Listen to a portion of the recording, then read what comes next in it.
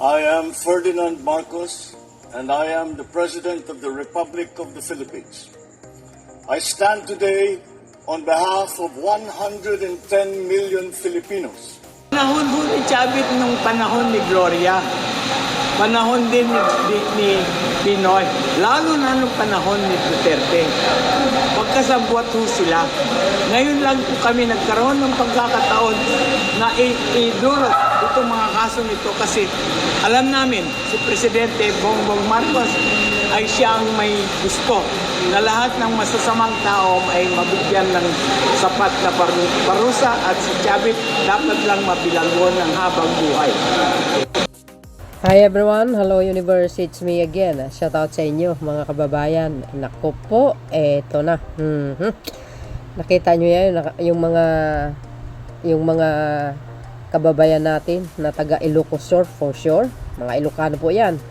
O, ikulong si Chavit. Sinong Chavit? Siyempre si Singson. Oh, sabi sa inyo. Mayroong po sinabi, yung isang madam dito, tinatanong siya kung bakit ngayon lang sila nagsampa ng kaso. Kasi nung panahon ni Gloria at ni Pinoy, lalo na kay Duterte, walang pagkakataon sapagkat ito si Singson malakas, no? So sa panahon ni Pangulong Marcos Jr., sabi ni Madam, ngayon ang pagkakataon sapagkat totoo naman ang sinabi niya dahil ang Pangulo under the Marcos administration hindi po kontrolado, no? Ang sinuman na individuals na magsasampa ng kaso kahit matagal na ito sa mga taong involved sa mga krimen or anuman pagnanakaw sa kaban ng bayan. Open na open yan, no? Ayun naman talaga dapat. Hindi tulad ng mga nakaraan, parang may pagkakontrol mga kababayan. Bawal. Lalo na ito si Singson, malakas ang hatak nito sa mga nakaraang admin. So, ayan, ito ng pagkakataon. Yan ang sinasabi natin, time will come. O, ito, basahin po natin para kompleto detalyado. But before, mga kababayan, mayroon akong babasahin sa inyo na lihim pa ni Chavit Singson. O, ito yung mga highlights. So, ayan si Madam, nagsampa ng kaso dyan po sa ombudsman laban kay Chavit Singson. Agoy! Nako, ayan o. Hindi na natin basahin, okay? Oh, ayan.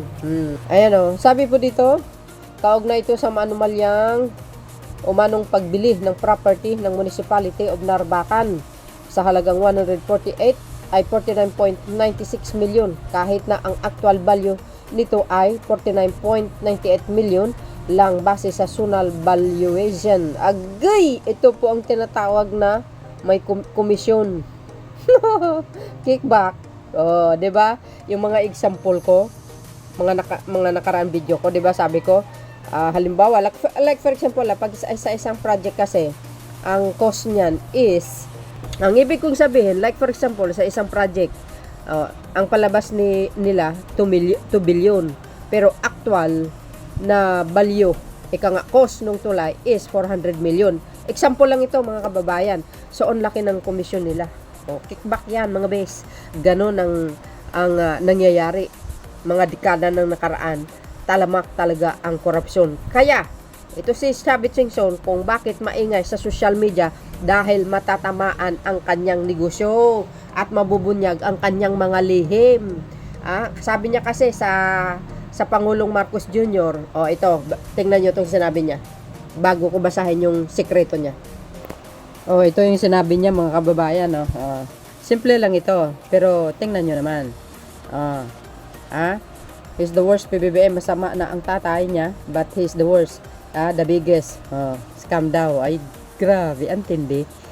Alam nyo, madali lang mag-akusa, no? Pero mahirap patunayan yan.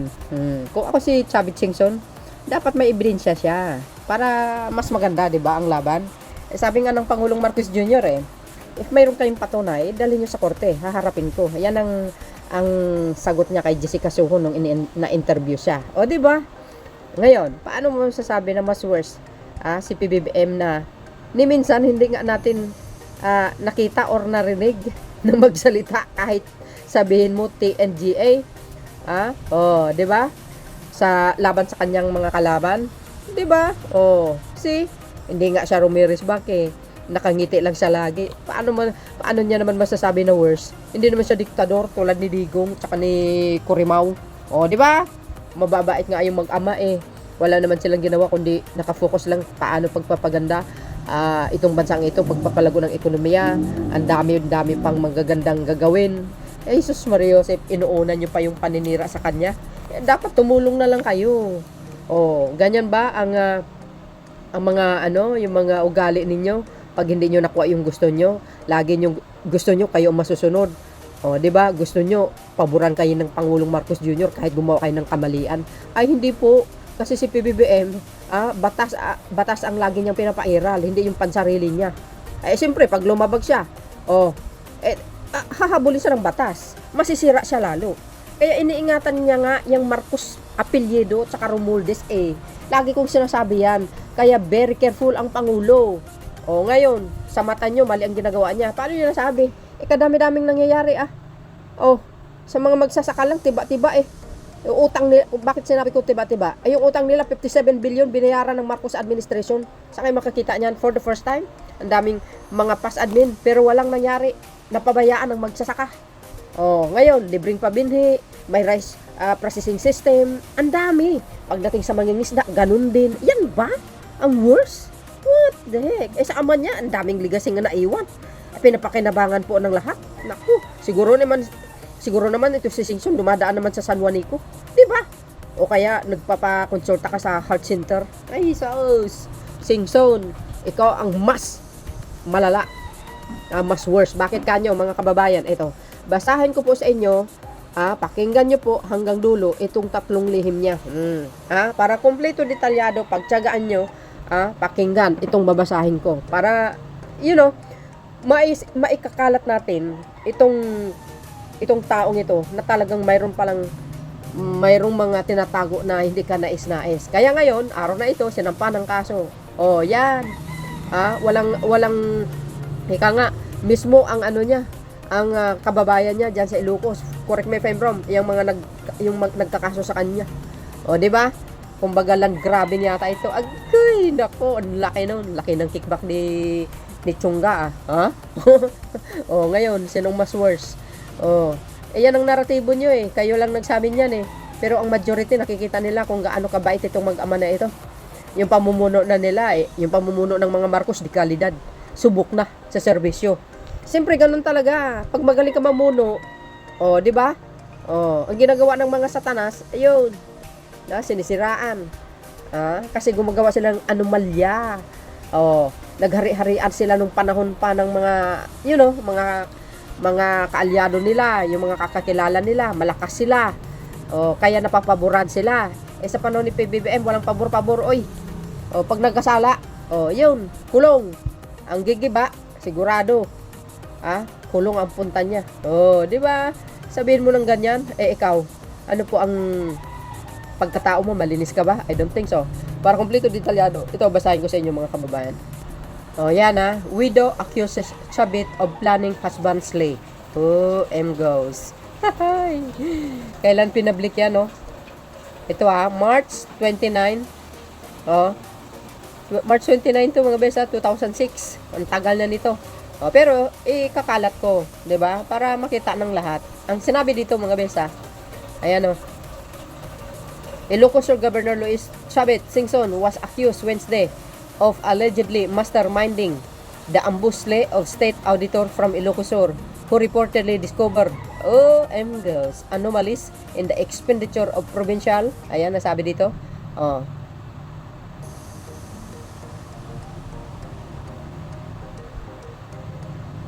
Ayan provincial. Blank. Ito ulit po natin. Basahin po natin para mas sigurado at malaman nyo ang katotohanan. Ano bang lihim ni Chunggo?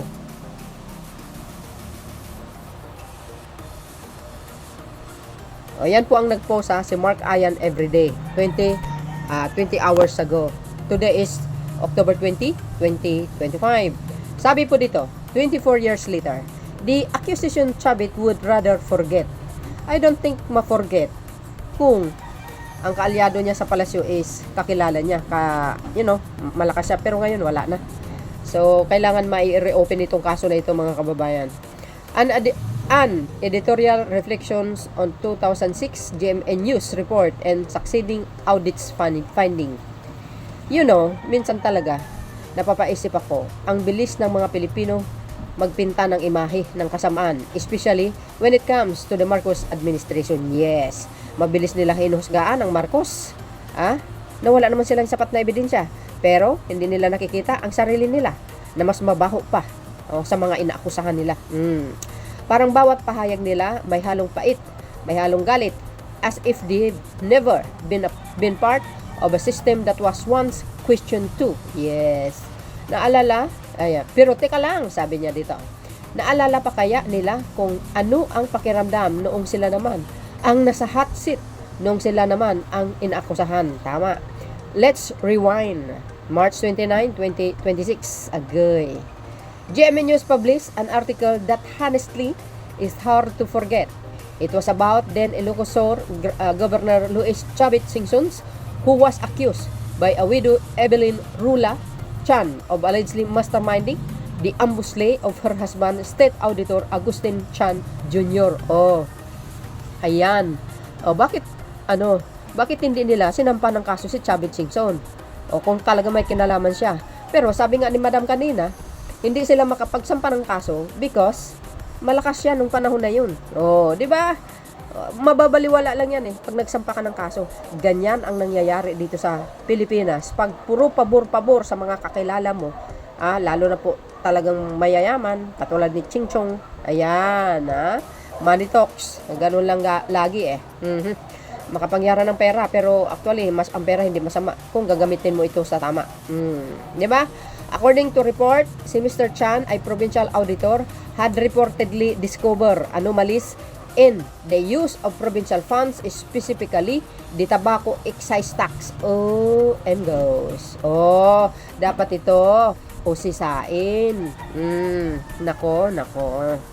Matindi ito. Alam niyo mga kababayan, sabi nga ni Pangulong Marcos Jr., matagal na po ang korupsyon, dekada na. Wala lang matapang na mag-i-expose. Si PBBM lang ang matapang. Kasi in-expose yan sa kanyang zona Pero taliwas doon sa mga ginagawa ng mga dutae, si PBBM ang may kagagawan. Mali niya lahat. Di kayo naloka. So I think mga majority ng Pilipino hindi naniniwala sa mga patutsada, sa mga black propaganda ng mga dutae. Ganun lang yung kasimple, mga kababayan. Kasi learn and lesson tayo sa mga nakaraan, mga past. Walang nangyayari sa bansa, walang asinso, bagsak ang ekonomiya. Kasi pansarili lang inaalala Pero si PBBM, nakikita nyo naman ang kawang gawa niya. Everyday nagtatrabaho po yan. Di ba? Tuloy, he was even said to be pressuring Governor Singson to submit an audit report. Nasaan kaya yan, no? Yung audit report na yan. Then, on October 4, 2001, habang bumabiyahe sila ng kanyang driver na si Alex Ricacho sa Paing Bantay, Ilocos Sur, both were ambushed and killed by still unidentified gunman. Naku, naano pala, naambush sila, mga bes. Pati yung kanyang driver natigi na. Sa tingin nyo kaya, sino ang nasa likuran? Ayan. Okay, tuloy. Mrs. Chance, together with her children, went to the Sandigang Bayan during the trial of former President Joseph Estrada. During a break, she appealed directly to the conscience of Mr. Singson, hoping kahit papaano for a trace of truth. Ayan A provincial audit report at the time reportedly found irregularities in the use of public funds which were linked in news reports to the Governor Singson. Wow. Ang linis ni Singson, mga kababayan. Kung makapagsalita, napakalinis niya. Walang bahid na dumi, linis talaga, Tuloy, 24 years later, no justice, no closure. And the story didn't end there. Kaya nga, di ba? Wala mahilig kasi pa sa paboran. Malakas siya nung panahon na yun. Kaya yung mga kasong yung ganitong mga kaso, talong-talo ang mamamayang Pilipino. Yung mga, yung mga inosente, talong-talo. Walang kakampi. Kaya nga sabi ng mga kababayan natin, Ang hirap talaga itong justice system ng Pilipinas. Napakabagal. Oo, totoo yun. O, lalo na yung pagkaalyado mo, yung nakaupo sa palasyo, wala na. Tulad din ni Kibuloy, di ba? O, nung ang ginawa ni Digong, walis. Protektado niya, hindi nakulong. O, kasi best friend. Kakampi niya yung Pangulo Hindi mo talaga mapapakulong yan. Pero sa panahon ni Pangulong Marcos Jr., anyari, kulong. O, tuloy! Sabi dito, years later, the numbers started coming out. Agay. In 2009, Newsbreak reported that Ilocosur, mostly under Luis Chavez Singson, misappropriated or failed to account for at least 1.3 billion of the tobacco funds. Oh my goodness. Sasa kaya po tayo, mga kababayan? Ay, kawawa ang taong bayan. Kawawa ang mamamayan ng Ilocosur. Kung gano'n ang mangyari, nasaan ang pera na napakalaki? O, di ba? Sabi dito, government auditor said na nakita sila ng mga white elephants project and questionable spending. And among the 4 tobacco producing provinces, Abra, Ilocos Norte, La Union, Ilocosur, it was Ilocosur that had the most red flags. Ayan. Wala talaga matapang na lumaban kay Singson. Pero this time, yan. Sana po, itong kaso na ito, ma-reopen para mabigyan ng hustisya ang mga biktima. If ito ay totoo, mga kababayan. Then, in 2013, Ombudsman Conchita Carpio Morales announced that the graft charge would be filed against former Governor Luis Chavez Singson and Dio Gracias Victor Sebeliano over the misuse of 26 million in tobacco excise tax funds. Ayan, tuloy. Nag-file siya ng kaso noong 2013 kay Ombudsman Conchita Carpio Morales. Ano kayo nangyari? 26 million may seem small compared to 1.3 billion, but the point remains there were questions. There was accountability demanded. Okay, tuloy. And now seeing the same man who once faced accusation of corruption and even violence going around calling this government evil. O yan na nga 'Di ba? Pero yung 1.3 billion, wala. As in wala. Kasi nga, nung panahon na yon, walang nangyari 'Di ba? Lakas ng kapit kung ganun. 'Di ba? Kasi walang nangyari sa kaso. Na dead ang kaso. Wala dahil ngayon, sa panahon ni Pangulong Marcos Jr., lahat pwedeng mag-reopen yung mga kaso. Walang kontrolado ng Pangulo dyan. Batas ang umeral dapat. Yun naman talaga. 'Di ba? Honestly, I can't help but wonder. Sabi dito, ano kaya ang pakiramdam niya noong siya naman ang inakusahan? Noong pangalan niya ay nasa headline and people doubted his integrity. Yes, marami nagsabi yan Was it painful? Was it unfair? Nung panahon, very unfair. Hindi umusad ang kaso, patay nga 'di ba? Because if you felt that before, shouldn't better than to do the same to others. Yes. It's easy to point fingers. It's easy to point yourself as the hero. But history, no matter how old, has a way of whispering back, reminding us of the stones we once threw and the ones we never answered for. Yan. Yun ang problema, mga kababayan. 'Di ba?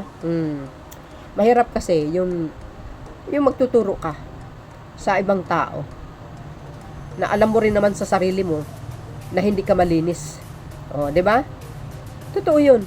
Tapos nung nangyari kay Estrada, siya po ang pinakaano doon parang whistleblower doon, mayabang nga siya ng panahon na 'yon dahil sa kanya nakulong si Estrada.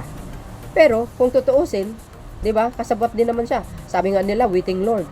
Kaya 'yun ang nangyari kay dating Pangulong Estrada, natanggal sa pwesto dahil kay Chavez Singson. 'Di ba? Feeling niya hero siya. Pero kung titingnan mo o susuriin mo, ano naman kaya ang buong pagkatao ni Singson? Time will come, darating ang panahon, ang karma ang hahabol mismo sa kanya. Consequence, 'di ba? Babalik 'yan.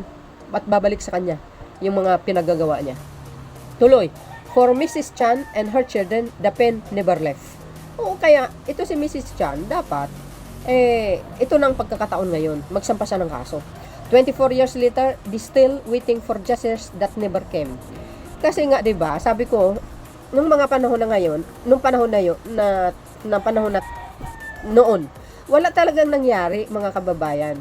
kung malakas ang kapit niya sa taas, nako, wala, patay ang kaso. 'Di ba? Money talks. Money talks lang talaga pag mayaman ka. Ganun lang eh. And maybe, sabi niya dito, that's the real reason here. Sabi niya ganun. Before branding others as a corrupt or evil, make sure your own past won't echo louder than your accusation. Yun. Kaya sabi natin madali mag-accuse ng isang tao without evidence. Pero, darating ang panahon, mayroon isang tao na talagang maglakas loob para ilabas ang buong katotohanan. Well, I think it's time to guys, no? To come out and file the case against him. 'Di ba? Ni Mrs. Chan, I hope talaga, no, ma-reopen itong kaso na ito. Sayang naman. Because the truth, like justice, doesn't forget. It only waits until the noise dies down. And when it does, that's when we finally hear what history has been trying to tell us all along. Naku po, kawawang mga tao. Pag wala kang kapit, wala, talo ka. Pero malakas yung kapit kasi ni Ching Chang. Ito si Ching Chong Chin sa taas, ganun talaga. Pag hindi malakas ang loob mo magsampa ng kaso, wala. Pero ito na siguro ang pagkakataon, 'di ba? Sa panahon ni Pangulong Marcos Jr. Bakit hindi lumabas si Mrs. Chan mag-file ng kaso laban kay Ching Son katulad ni Madam kanina?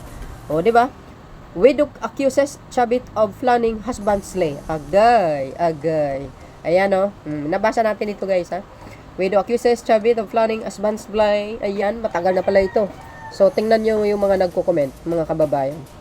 Ayan, question is, what is doing walking around free? Ayun na nga 'di ba? Dapat nga ito na yung time para mabigyan ng hustisya yung mga kung baga nasagasaan niya. 'Di ba? Yung mga naagrabyado niya. Dapat nga ngayon na ito sana dapat. Panahon na ngayon. Sa kay Mrs. Chan, sana lumabas na siya at mag-file ng kaso, buksan.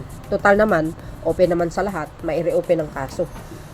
Manalamin muna ang demonyong yan, yumaman na puro pagnanakaw at illegal ang pinagkukunan. Ayot ni inanata nga dagmol nga imbalsamador. Mga Ilocano to guys.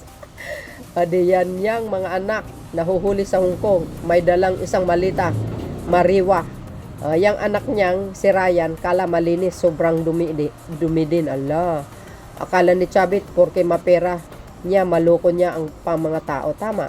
Mapera kasi kaya di nakukulong. Sabi nga niya, walang nakukulong na maraming pera. Yun ang problema. Tindi ng pangurakot sa sistema niyang gang ngayon. Agay. Whatever happened to the 1.5 billion? Yan sabi dito. Nako, Semfeder. Ayan pala sila ng tiga dahik. Wawang mga lulu, buhay pa, pero sunog na sa hell, mga kaluluwa. Tama. Pakiramdam ni Chavit, hindi matatapos ang paghahari niya. May karmalata. Kaya nga sabi ko, diba, time will come. Naglalabasan ng baho ni Sabit. Paano ang ingay-ingay niya? Diba? Sobrang ingay niya. Kung hindi sana sa maingay, baka hindi pa ito mabuksan. Truth, no matter how long denied, diba, has a way of rising to the open until justice is served. Kaya nga mga bes, time will come. Ang justice pera-pera lang, sabi ni dating S.O. Jerry Mulya. Ngayon dapat buksan. Di ba? Kasi kung talagang ang serbisyo para sa bayan, dapat walang pabor-pabor, no? Hindi mo itatago yung mga kaso. At tulad sa pamumuno ni Martires. Naku po, kayo mga bes, ano po ang masasabi nyo? May nagsabi nga sa akin tungkol sa issue. You see, walang usok na hindi uusok. Sabi ko nga ba, 'di ba? Sabi ko nga, 'di ba? Yung ko ba? Ba't nila gusto nila sila? Oo nga yun ang hirap din kasi sa Ilocosur. Bakit kasi kung alam nyo na mayroong mga sabit, edi wag nyo na iboto. Tulad ni Kiko Katok, 'di ba? Alam nyo may sayad, binoto nyo pa. Di kasalanan din natin, mga kababayan, kasi binoto natin si Sayad, mali ba natin? Nasayad pala. So, ngayon, unti-unti nang lumalabas yung usok mga bes, Eh, abangan po natin hanggang sa huli.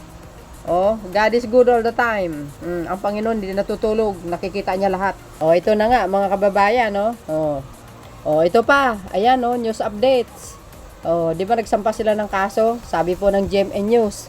Ayan, no? Oh. Sabi Singso na TV5, inireklamo sa ombudsman ng graft at plunder dahil sa umano'y umano'y binintahan ng lupain ng pag-aari ng gobyerno. Oh, yan na nga ang sinasabi ko. Bukod po doon sa binasa natin. Sa nawawalang pera ng Ayan na, my goodness. Ito na nga ba. Plus yung Mr. ni Mrs. Chan, dapat lumabas at sampa ng kaso para para sure ball. 'Di ba mga kababayan, yan lang ang sinasabi natin. It's time, para mabigyan ng 10 para makulong itong mga ito. Pag ito nakulong, masasabi ko nakabawi na si dating presidente Joseph Estrada. Yan ay under the Marcos administration. Pagkakataon na nila ito, guys. So, yun mga kababayan. See you again on my next upload. Kayo na po bala mag-komento. Don't forget to like, hit the button bell para lagi kayong update sa aking mga upload videos. Bye-bye, bayan, babus. God bless, Philippines.